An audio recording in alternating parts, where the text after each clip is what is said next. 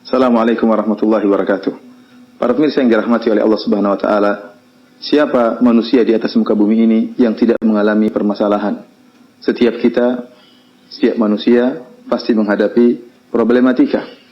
Ada yang diliputi kesedihan karena memikirkan kekurangan hartanya.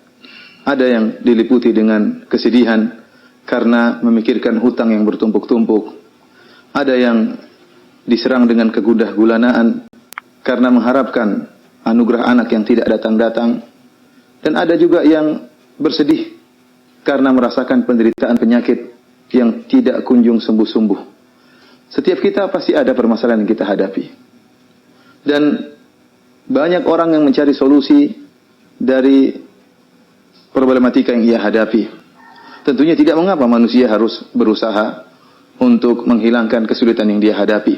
Dia harus berusaha. Akan tapi solusi yang paling utama yang terkadang dilupakan oleh seorang mukmin adalah solusi doa.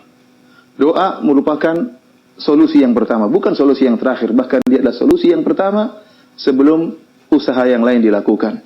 Bukankah para ulama menyatakan bahwasanya doa silahul mukmin? Doa adalah senjata orang mukmin. Dia bukan senjata terakhir, tetapi dia senjata pertama yang harus digunakan pertama kali. Yakin bahwasanya segala problematika, segala masalah, jika Allah berkehendak, Allah hanya mengatakan kun fayakun, maka hilang dengan sekejap mata. Bahkan solusi yang terbaik, doa yang tulus yang diucapkan seorang hamba dalam waktu beberapa menit, keluar dari hatinya yang sangat dalam, bisa menghilangkan problematika yang mungkin dia telah alami selama waktu yang panjang. Lihatlah bagaimana para anbiya, mereka berdoa kepada Allah Subhanahu wa taala. Mereka para anbiya, orang-orang yang soleh, juga diuji oleh Allah Subhanahu wa taala, juga mengalami problematika, juga mengalami kesedihan. Lihatlah Nabi Ayub alaihissalam yang pernah diuji oleh Allah Subhanahu wa taala dengan penyakit. Allah Subhanahu wa taala berfirman menyebutkan tentang kisah Nabi Ayub, wa ayyuba idz nada rabbahu anni massani yadhur wa anta arhamur rahimin. Dan ingatlah bagaimana Nabi Ayub alaihissalam tatkala dia berkata kepada Rabb-Nya, anni massani yadhur, ya Allah aku ditimpa dengan penderitaan, ditimpa dengan penyakit. Wa anta arhamur rahimin, dan engkau adalah zat yang paling maha pengasih lagi maha penyayang. Suatu kalimat yang keluar dari Nabi Ayub alaihissalam dengan doa yang tulus dari hati yang dalam, Allah hilangkan penyakit yang dia alami bertahun-tahun. Fastajibna lahu fakashafna ma bihi min dhur. Kata Allah Subhanahu wa taala, kami kabulkan permintaannya dan kami hilangkan penyakit yang dialaminya. Lihat, satu doa namun keluar dari hati yang tulus bisa menghilangkan permasalahan yang lama yang dihadapi oleh seorang muslim. Demikian juga Allah sebutkan tentang Nabi Yunus alaihissalam. Ya, wa dhannuni idz dhahaba mughadiban fadhanna an lan naqdir alayhi fanada fi dhulumati alla ilaha illa anta subhanaka inni kuntu minadh dhalimin. Nabi Yunus alaihissalam tatkala ditelan oleh ikan paus, kemudian dia tenggelam dalam 3 kegelapan. Kata Allah Subhanahu wa taala, fanada fi dhulumat, beliau menyeru dalam kegelapan-kegelapan. Beliau berada dalam kegelapan perut ikan paus, berada dalam kegelapan malam, dan berada dalam kegelapan lautan. Siapa yang bisa menyelamatkannya kecuali Allah Subhanahu wa taala? Fanada fi dhulumat alla ilaha illa anta subhanaka inni kuntu minadh dhalimin. Maka Nabi Yunus kemudian mengatakan, la ilaha illa anta, ya Allah tidak ada sembahan yang berhak kecuali disembah kecuali Engkau ya Allah. Inni kuntu minadh dhalimin, aku termasuk orang-orang berbuat zalim. Maka apa kata Allah Subhanahu wa taala? Fastajibna lahu, kami pun mengabulkan doa Nabi Yunus alaihissalam. Wa najjaynahu minal gham wa kadzalika nunjil mu'minin, dan kami selamatkan dia dari kesedihan. Kemudian Allah tutup firman-Nya dengan mengatakan wa kadzalika nunjil mu'minin, dan demikianlah kami selamatkan orang-orang yang beriman. Artinya apa? Ini keselamatan ini bukan hanya khusus kepada Nabi Yunus alaihissalam, tetapi juga kepada kaum mukminin. Makanya Allah tutup ayatnya dengan mengatakan wa kadzalika nunjil mu'minin. Demikianlah kami selamatkan orang-orang yang beriman. Artinya ini penyelamatan ini bukan khusus buat Nabi Yunus alaihissalam. Allah sebutkan lagi dalam surat yang sama, dalam surat Anbiya, tentang Zakaria. Wa Zakaria idz nada rabbahu rabbi la tadharni fardan wa anta khairul warithin. Tatkala Nabi Zakaria berdoa, ya Rabbku, jangan kau biarkan aku sendiri. Nabi Zakaria ingin punya anak. Wa anta khairul warithin.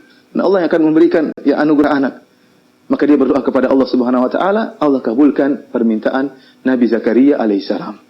Saya ingin mengajak para pemirsa sekalian untuk merenungkan bahwasanya doa merupakan senjata yang pertama, bukan senjata yang terakhir. Bukan berarti saya mengajak para pemirsa untuk tidak berusaha, usaha terus dijalankan. Allah memerintahkan kita untuk berusaha, Nabi SAW memerintahkan untuk berusaha. Tetapi doa merupakan senjata yang pertama. Dan jangan pernah kita meremehkan doa. Doa sering mendatangkan keajaiban. Oleh karenanya, disebutkan oleh para ahli tafsir seperti Ibnu Katsir rahimahullahu taala, kenapa Nabi Zakaria setelah nikah sekian lama dan setelah mencapai masa tua, baru kemudian beliau meminta agar dianugerahi seorang anak. Kenapa? Karena Nabi Zakaria melihat keajaiban yang terjadi pada Maryam, binti Imran. Ya. Allah Subhanahu Wa Taala berfirman dalam Al-Quran dalam surat Al-Imran, wa kaffalaha Zakaria kullama dakhala 'alaiha Zakaria al-mihraba wajada 'indaha rizqa. Jadi Maryam dipelihara oleh Zakaria. Tatkala Zakaria masuk di kamarnya Maryam atau di mihrabnya Maryam, wajada 'indaha rizqa. Zakaria mendapati ada rizki yang Allah berikan kepada Maryam. Anna laki hada? Maka Zakaria bertanya, wahai Maryam, dari mana kau dapatkan rizki ini? Qalat huwa min indillah. Kata Maryam, ini semua dari sisi Allah Subhanahu Wa Taala. Ya, padahal Maryam tidak keluar dari rumahnya. Seharusnya makanan tersebut diantarkan oleh Zakaria. Ternyata tiba-tiba ada makanan di situ. Maka ini menakjubkan Zakaria alaihissalam. Ternyata bisa datang rizki, ya, dan rizki yang datang pada Maryam rizki yang menakjubkan. Disebutkan para ahli tafsir, Allah memberikan dia buah-buahan yang tidak muncul kecuali di musim panas, Allah hidangkan di musim dingin. Dan sebaliknya tatkala musim panas, Allah hidangkan buah-buah yang tidak tumbuh kecuali di musim dingin. Dari situ kata Allah, hunalika da'a Zakaria rabbahu. Maka tatkala itu Zakaria berdoa kepada Allah Subhanahu Wa Taala. Dia melihat ternyata Allah bisa mendatangkan makanan atau buah-buahan yang tidak tumbuh di musim dingin saja, kecuali di musim dingin Allah munculkan di musim panas, dan sebaliknya. Tatkala dia melihat dirinya sudah tua dan istrinya dalam keadaan mandul, namun hal ini tidak menjadikan Zakaria putus asa, maka dia pun berdoa kepada Allah Subhanahu Wa Taala setelah melihat keajaiban tersebut. Sebagaimana Allah sebutkan doa Zakaria dalam surat Maryam, kata Allah Subhanahu Wa Taala, "Dzikru rahmati rabbika 'abdahu Zakaria idz nada rabbahu nidaan khafiyya. Qala rabbi inni wahana al-'azmu minni washta'ala ar-ra'su shayba wa lam akum bidu'aika rabbi syaqiyya." Ya, yang artinya kami menyebutkan tentang rahmat kami terhadap hamba kami Zakaria tatkala dia menyeru Rabbnya dengan suara yang lirih. Ya Allah, inni wahana al-'azmu minni washta'ala ar-ra'su shayba. Ya Allah, aku sudah sangat tua. Ya, kemudian tulangku sudah lapuk dan rambutku sudah memutih seluruhnya. Walam akum bidu'aika rabbi syaqiyya. Akan tapi aku tidak pernah putus asa dari meminta kepada Engkau ya Allah. Wa inni khiftul mawali yami wara'i wa kanat imra'ati aqira fahab li min ladunka waliyya. Dia mengatakan, ya Allah, istriku sudah mandul, istriku mandul dan aku sudah sangat tua. Akan tapi anugerahkanlah kepadaku ya seorang anak. Lihatlah Zakaria yang sudah dalam keadaan sangat tua, istrinya mandul. Kalau dilihat secara sebab, tidak mungkin ada seorang anak dari istri yang mandul, apalagi dari orang yang sudah sangat tua. Ternyata Allah kabulkan permintaan Zakaria alaihissalam. Dari sini kita yakin bahwasanya terkadang doa melakukan berbagai macam keajaiban. Tinggal doa tersebut harus kita keluarkan dari hati yang tulus, dengan penuh adab tatkala berdoa kepada Allah Subhanahu Wa Taala, dengan pengharapan kepada Allah Subhanahu Wa Taala, dengan yakin bahwasanya Allah Maha mengabulkan segala doa. Oleh karenanya Nabi Shallallahu Alaihi Wasallam bersabda, "Ud'ullaha wa antum muqinuna bil ijabah, wa'lamu anna Allah la yastajibu du'aan min qalbi lahinin ghafil." Nabi sallallahu alaihi wasallam mengatakan, berdoalah kalian kepada Allah dalam keadaan yakin bahwasanya Allah akan mengabulkan doa kalian, dan ketahuilah bahwasanya Allah tidak akan mengabulkan doa dari hati yang lalai, ya. Tetapi tatkala berdoa perlu keseriusan, keyakinan, husnuzan kepada Allah Subhanahu Wa Taala.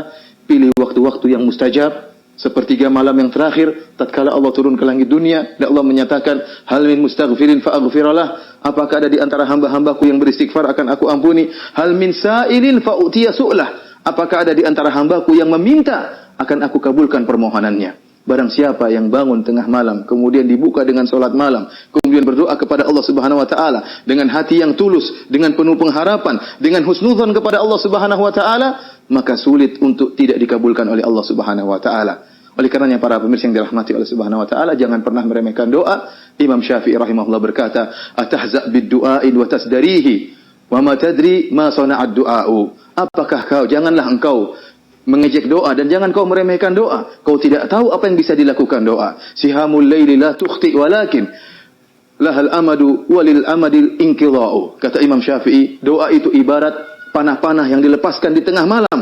Tidak akan meleset. Tidak akan meleset. Pasti suatu saat akan mengena. Tetapi waktu untuk mengena itu butuh waktu. Oleh karenanya seorang tatkala berdoa di malam hari, yakinlah pasti suatu saat akan dikabulkan oleh Allah Subhanahu wa taala, cepat atau lambat. Allah yang lebih mengetahui apa yang terbaik bagi hamba-hambanya. Marilah kita sama-sama berdoa kepada Allah Subhanahu wa taala dengan penuh keyakinan dan pengharapan, niscaya Allah akan menghilangkan segala problematika yang kita hadapi dengan doa yang tulus. Demikianlah para pemirsa. Assalamualaikum warahmatullahi wabarakatuh.